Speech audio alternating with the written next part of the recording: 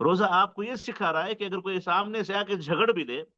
ظلم بھی اس نے کیا ہو، زیادتی اس کی ہو، اس نے آگے بڑھ کے آپ کو برا بلا کہا ہو، آپ اس کا جواب نہ دیں اگرچہ آپ کو حق ہے۔ جیسے قرآن مجید کی آیات اور احادیث آپ کو واضح طور پہ بتاتی ہیں کہ وَإِنْ عَاقَبْتُمْ فَعَاقِبُوا بِمِثْلِ مَا عُوقِبْتُمْ بِهِ، اگر تم پر ظلم کیا جائے، تم سے کوئی بدسلوکی کی جائے، تو تم اس کا بدلہ لے سکتے ہو۔ السبۃ بالسبۃ،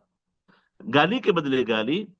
آنکھ کے بدلے آنکھ، مار کے بدلے مار۔ اسلام اس کا فیصلہ تو سناتا ضرور ہے، لیکن روزے کی حالت میں آپ کو اعلیٰ اخلاق کی تربیت یہ دی جا رہی ہے کہ فَإِنْ سَابَّهُ أَحَدٌ أَوْ شَاتَمَهُ، اگر کوئی آ کر کے آگے بڑھ کر کے خود سے گالی گلوز کرنے لگے، برا بھلا کہنے لگے، فَلْيَقُلْ إِنِّي امْرُؤٌ صَائِمٌ، فَلْيَقُلْ إِنِّي امْرُؤٌ صَائِمٌ، وہ کہے کہ میں روزہ ہوں، میں روزے دار ہوں، میں روزے کی حالت میں ہوں، میں روزے کی حالت میں جھگڑا نہیں کرتا، گالی گلوز نہیں کرتا۔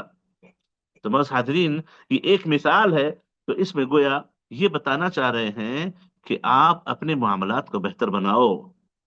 اپنے معاملات کو بہتر بنانے کی کوشش کرو۔ روزہ صرف آپ کے بھوک پیاس کا نام نہیں ہے، روزہ آپ کے معاملات کو بہتر بنانے کا نام ہے، روزہ آپ کے سلوک کو بہتر بنانے کا نام ہے۔